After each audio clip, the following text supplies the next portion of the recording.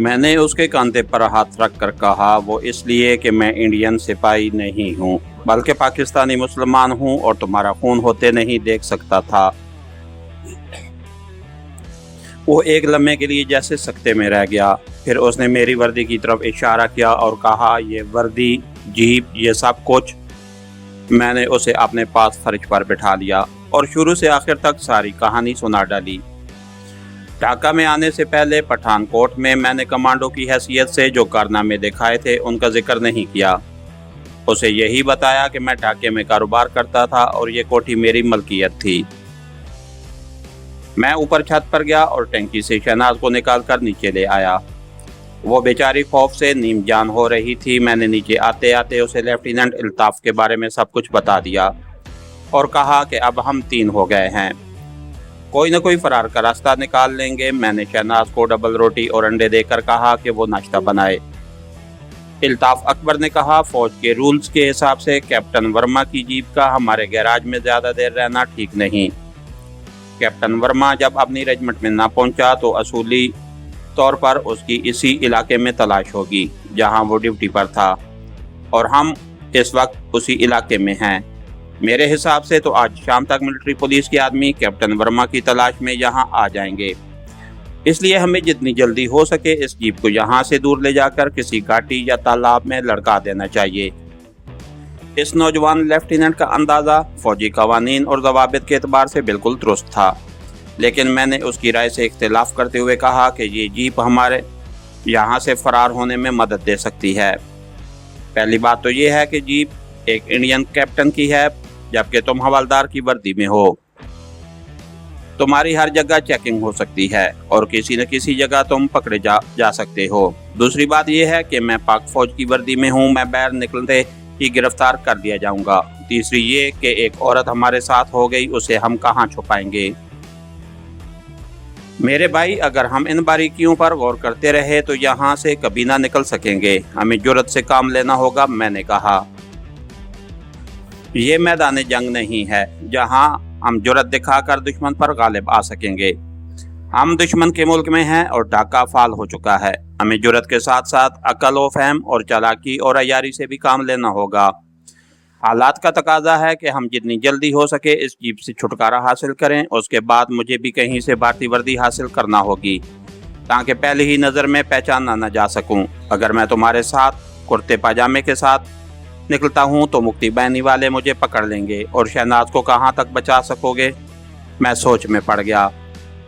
اتنے میں شہناز ناشتہ تیار کر کے لے آئی۔ ہم نے خاموشی سے ناشتہ زہر مار کیا۔ صدمے کی وجہ سے شہناز کی بھوک مر چکی تھی، مگر زندہ رہنے کے لیے اسے مجبوراً تھوڑا بہت کھانا تھا، جو اسے مجبور کر کے تھوڑا بہت کھلا دیا گیا۔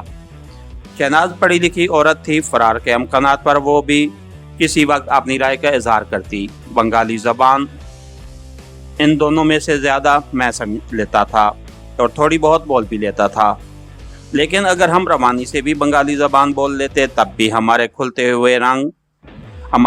ہوئے رنگ اور قد کاٹ ہمیں پکڑوا سکتے تھے۔ مکتی بہنی والوں نے تو ایسے بہاریوں کو بھی قتل کر دیا تھا جن کے رنگ بنگالیوں جیسے تھے اور جو بڑی روانی سے بنگلہ بولتے تھے۔ مقامی لوگ ان کے لہجے سے پہچان لیتے کہ وہ بنگالی نہیں ہیں۔ اسی ادھیڑ بن میں دوپہر ہو گئی۔ اچانک باہر کچھ شور سا سنائی دیا۔ میں نے لیفٹیننٹ الطاف اور شہناز کو کچن میں جانے کا اشارہ کیا اور خود برین گن ہاتھ میں لے کر کمرے سے نکل کر برآمدے میں آیا تو میرا دل زور سے دھڑک اٹھا۔ ایک سکھ فوجی گیٹ کے اندر آ کر گیراج میں کھڑی جیپ کو دیکھ رہا تھا۔ سڑک پر کچھ بنگالی لوٹا ہوا مال اٹھائے لاٹھیاں اور کلہاڑیاں لہراتے شور مچاتے گزر رہے تھے۔ میرے بوٹوں کی آواز سن کر سکھ فوجی میری طرف متوجہ ہوا۔ میں نے دیکھا کہ اس کے کاندھے پر 2 فیتے اور ایک کرانو بنا ہوا تھا۔ وہ صوبیدار میجر تھا اور اس کا رینک مجھ سے بڑا تھا۔ میں نے زوردار سلوٹ مارا۔ سکھ فوجی کے کاندھے پر برین گن لٹک رہی تھی۔ اس نے جیپ کی طرف اشارہ کر کے کہا، اوے جوان، یہ جیپ یہاں رکھ کر تم اندر کیا کر رہے ہو؟ 1 سیکنڈ کے اندر مجھے اس سکھ فوجی کے ساتھ جو سلوک کرنا تھا وہ میں نے سوچ لیا تھا، اور ایک بار پھر سلوٹ مار کر کہا، سر، اندر بہت مال ہے۔ वलायती शराब, 2 औरतें भी हैं, उन्हें कहाँ रखना है? सर, ऑर्डर करें क्या इन औरतों को कैद कर लें या शूट कर दें? मेरा तीर ठीक निशाने पर लगा। वलायती शराब और औरतों के बारे में सुनकर उसकी आंखें चमक उठीं और वो बोला, चलो हमें दिखाओ। मैं यही तो चाहता था। फौरन दरवाजे से हटकर खड़ा हो गया। वो लंबे डग भरता अंदर कमरे में दाखिल हुआ। मैं उसके पीछे पीछे था। मैं उसे ब्रेन गन का ब्रस्ट नहीं मारना चाहता था। इस तरह उसकी वर्दी खून आलूद और नाकारा हो जाती, जबकि मुझे उसकी ज़रूरत थी। जहाँ मुझे एक खास किस्म के कमांडो एक्शन से काम लेना था कि जिससे 1 सेकंड में दुश्मन की गर्दन का मनका तोड़ दिया जाता।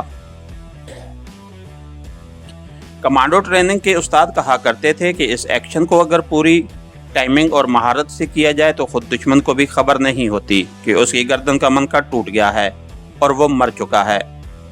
मैं इंडियन हवलदार की वर्दी में था। सिख सूबेदार मेजर को एक लम्हे के लिए भी शक न हुआ। गैराज में इंडियन फौज की जीप खड़ी थी। वो इत्मीनान से टीवी लाउंज में आकर बोला, कहाँ है माल और जवान? मैं उसके करीब पहुंच गया। सर, दूसरे कमरे में है। वो मेरे बेडरूम की तरफ बढ़ा जिसका दरवाज़ा आधा खुला था।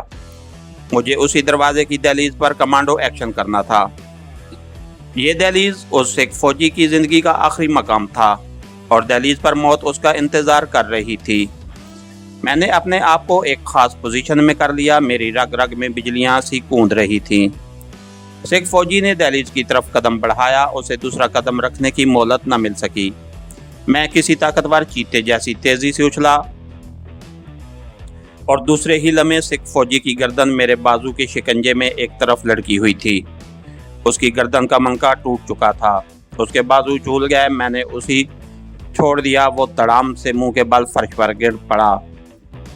किचन से शहनाज और अल्ताफ अकबर भी आ गए। शहनाज सरासीमा थी। वो कत्ल पर कत्ल देख रही थी। लेफ्टिनेंट अल्ताफ ने तेजी से आगे बढ़कर सिख फौजी की लाश सीधी की और मेरी तरफ देखकर बोला, तुमने कमांडो ट्रेनिंग कहाँ से हासिल की? क्या तुम फौज में रह चुके हो? मैंने मुस्कुराकर कहा, बिल्कुल नहीं। ये दावपेच तो मुझे मेरे एक उस्ताद ने सिखाए थे। अब तुम जल्दी से इसकी वर्दी उतार कर पहन लो। ये कहकर मैं और शहनाज किचन में चले गए। शहनाज बेचारी थर थर कांप रही थी। वो गटी गटी सी आवाज़ में कहने लगी, ये मुल्क बहुत बड़ा है, हम कहाँ तक भाग सकेंगे? इसके साथ ही हमारी आज के एपिसोड का इख्तिताम हुआ। कहानीकार चैनल को लाइक कीजिए, सब्सक्राइब कीजिए और बेल आइकन को प्रेस कर दीजिए ताकि हर आने वाली नई वीडियो आप तक बर वक्त पहुँच सके। शुक्रिया।